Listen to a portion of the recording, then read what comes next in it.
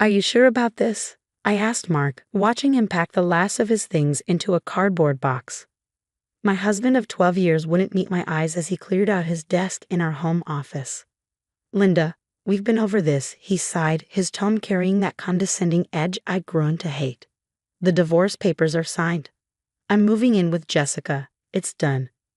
Jessica, his 28-year-old marketing director, the woman he'd been sleeping with for the past year while I'd poured my heart and soul into building our life together. The betrayal still felt fresh, even 3 months after I'd discovered their affair. My name is Linda Chen, and at 42, I was watching my carefully constructed world crumble. Mark and I had built everything together, or so I thought. Our consulting firm had grown from a small startup to a respectable mid-sized company over the past decade. But now he was walking away with his half, taking most of our clients with him, and leaving me to start over. What he didn't know was that I'd been planning something bigger. For months, I'd been developing a revolutionary business idea, a digital platform that would transform how small businesses handle their operations. I'd kept the plans in my personal laptop, working on them late at night when Mark was working late. Now I knew what, or who, had really been keeping him at the office. As I watched him pack, my laptop sat innocently on the desk, password protected but otherwise unguarded. I never thought, oh, and Linda.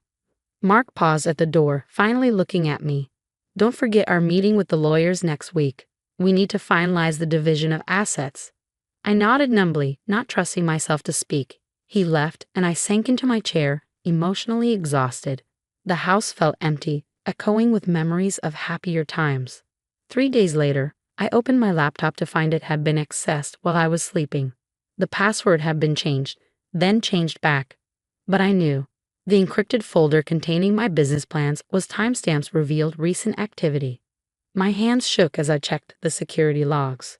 Someone had copied my entire project folder, the business plan, the market research, the prototype designs. Everything. My phone buzzed with a text from an unknown number. It was a photo of Mark and Jessica, champagne glasses raised in celebration. Below it, a message. Thanks for the $1 million idea, Linda. Don't worry, we'll make sure to thank you in our success story. I sat there, staring at my screen, as rage and disbelief warred inside me. They hadn't just stolen my idea, they were mocking me with it. They thought they'd won, that they'd taken everything from me. But they'd made one crucial mistake. They thought the plans they'd stolen were complete. They weren't. What they had was version 1.0, the rough draft, the skeleton. The real innovation, the parts that would make it revolutionary, were still in my head. I'd been refining them, improving them, but hadn't committed them to paper yet. Now I was glad I hadn't. I picked up my phone and dialed my best friend, Sarah. I need your help, I said when she answered. And I need you to put me in touch with that venture capitalist you mentioned. Linda? She sounded concerned. What's going on? Mark stole my business plans. He and Jessica are going to try to launch it themselves. That bastard. Sarah's voice rose with anger.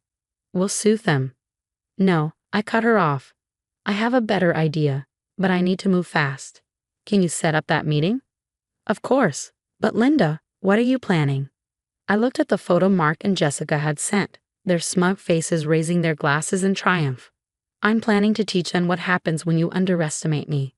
The next morning, I walked into the offices of Summit Venture Partners, my refined business plan tucked under my arm. James Chen, no relation. The partner Sarah had connected me with, was waiting. Mrs. Walker, he began. Ms. Chen, I corrected firmly. I've gone back to my maiden name. He nodded, making a note. Ms. Chen, Sarah speaks very highly of you. She says you have something revolutionary to share. I opened my laptop and pulled up my presentation.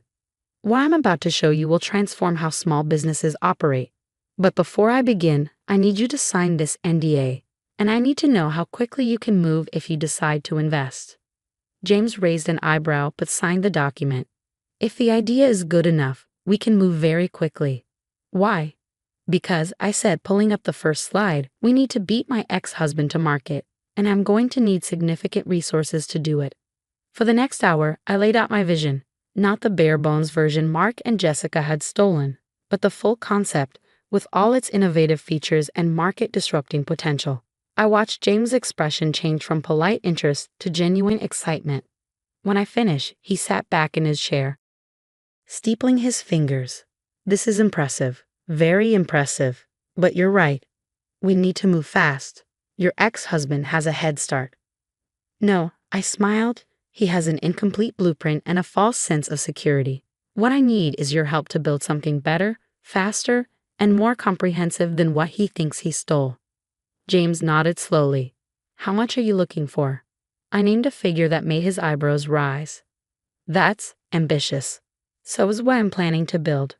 But I have something Mark doesn't. A decade of relationships in this industry, a deep understanding of what our clients really need, and I pulled out a stack of letters, preliminary commitments from 15 major potential clients who are ready to sign on as soon as we launch. That got his attention. You've already secured commitments.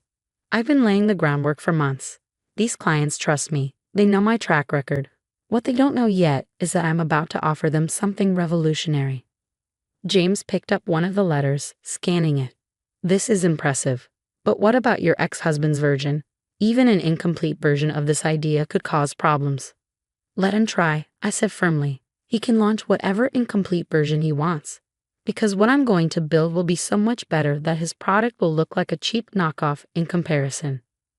James studied me for a long moment, then reached for his phone. Let me call in a few people. I think we need to move on this immediately. As he dialed, I felt a surge of satisfaction. Mark and Jessica thought they'd cleverly stolen my idea. But they had no idea what was coming. They were about to learn that sometimes the best revenge isn't just success. It's spectacular, public, undeniable success.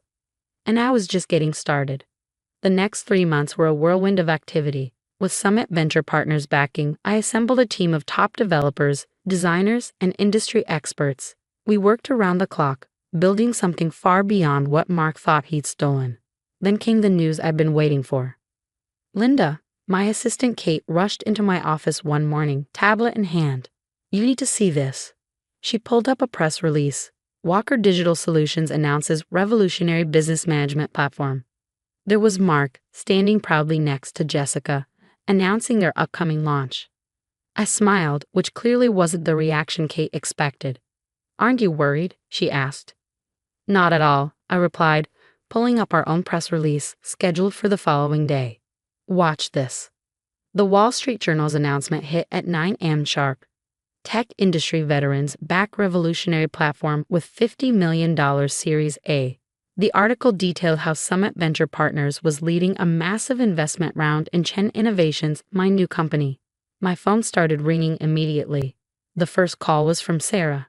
Oh my God, Linda, she squealed. The timing is perfect. Mark and Jessica's little announcement looks like amateur hour compared to this. But it was the text from Mark that really made my day. What the hell are you doing? This is our idea. I responded with a single word. Our?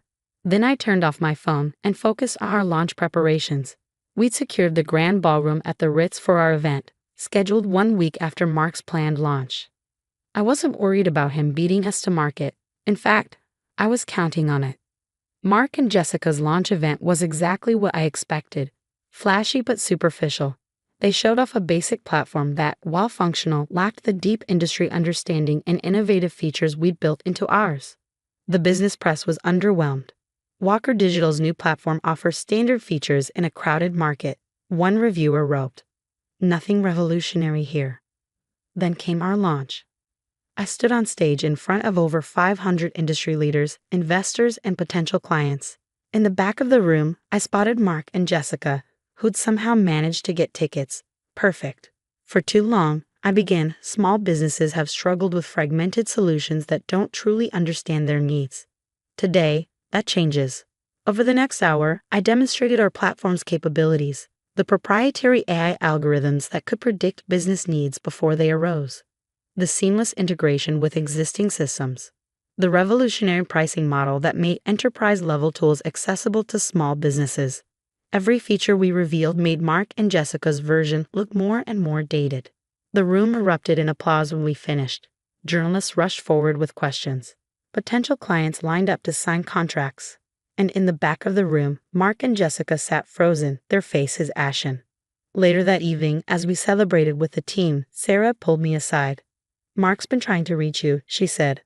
"Apparently, their early clients are already asking to cancel their contracts." I took a sip of champagne.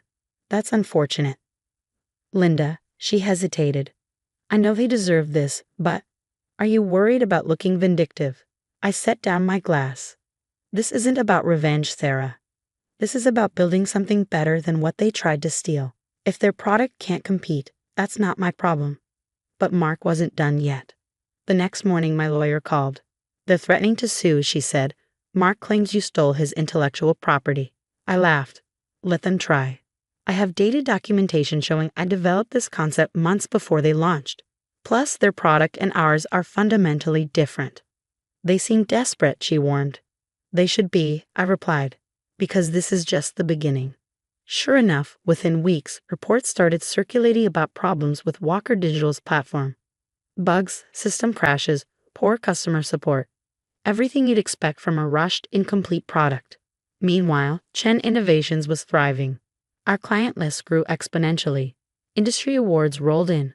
The same publications that had dismissed Mark's launch were now hailing us as innovators. Then came the email from Jessica. "Please," she wrote, "we need to talk. Mark's not coping well with all this.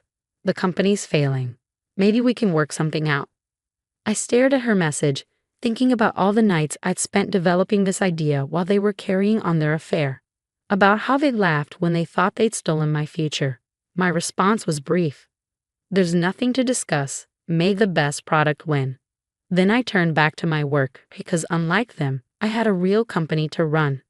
The fall of Walker Digital Solutions was faster than anyone expected. Within 6 months of our launch, they'd lost most of their clients. Their platform's fundamental flaws, rushed development, poor architecture, and missing features had become glaringly obvious. I was in my office reviewing quarterly reports when James Chen walked in, looking pleased. "Had you seen the news?" he asked, sliding his tablet across my desk. The headline read, "Walker Digital Solutions files for bankruptcy, CEO steps down."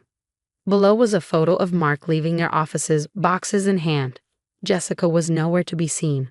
"Their investors are furious," James continued.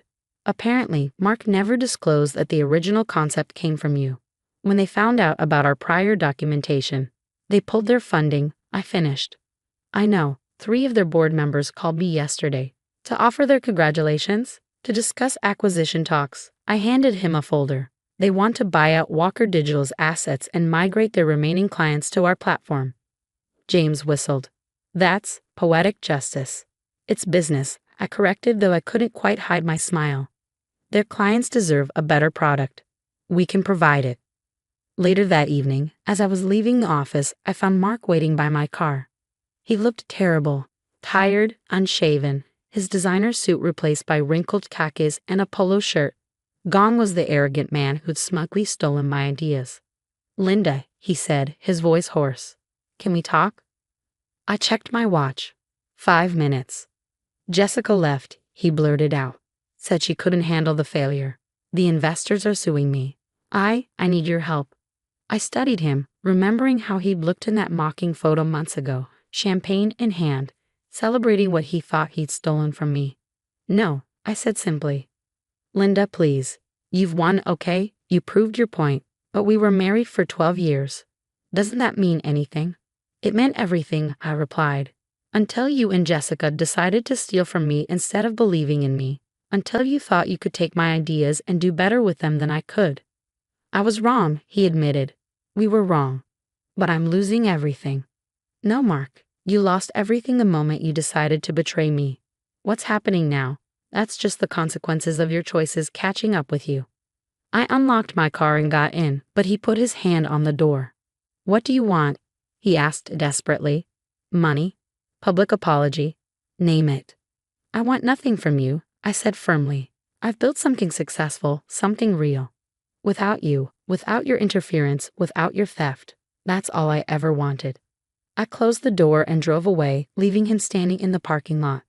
The next morning, I called a company-wide meeting. "As some of you may have heard," I began, "Walker Digital Solutions has filed for bankruptcy. We'll be acquiring their assets and welcoming their remaining clients to our platform. A cheer went up from the team. But that's not why I called you here, I continued. Today, we're announcing our expansion plans. Series B funding is secured. We're opening offices in 3 new cities. And I paused, smiling. We're launching our international division. The room erupted in applause. 1 year ago, I said once it quieted, someone tried to steal my dream. They thought they could take my ideas and do better with them than I could. Today, we've proven them wrong. But more importantly, we've proven that success isn't about stealing someone else's vision.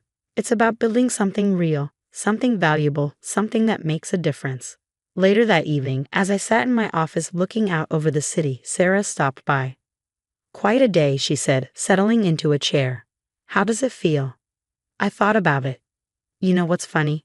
When this all started, part of me wanted revenge. I wanted to prove Mark and Jessica wrong, to make them regret what they'd done. And now, I smiled. Now I realized that the best revenge wasn't destroying their company or watching them fail. It was building something so much better than what they tried to steal that they became irrelevant. It was proving that my success had nothing to do with them and everything to do with believing in myself. Sarah raised her coffee cup in a toast. To believing in yourself. And to karma, I added with a laugh. As we sat there watching the sunset, I thought about how much had changed in a year. Mark and Jessica had thought they were cleverly getting ahead by stealing my ideas. Instead, they pushed me to build something far beyond what they'd imagined possible. Sometimes I realized the people who try to tear you down end up being the ones who push you to your greatest success. Not because they believe in you, but because they underestimate you. And there's no sweeter victory than proving them wrong. The next morning, I received an envelope. Inside was a handwritten letter from Jessica. I'm sorry, it began. For everything. You deserve better than what we did to you. Watching you build something so incredible while we failed. It taught me a hard lesson about karma, integrity, and the difference between stealing success and earning it. I folded the letter and slipped it into my desk drawer. I didn't need her apology anymore. I had something better, the satisfaction of knowing that I turned their betrayal into the motivation to build something extraordinary. And that was worth more than revenge could ever be.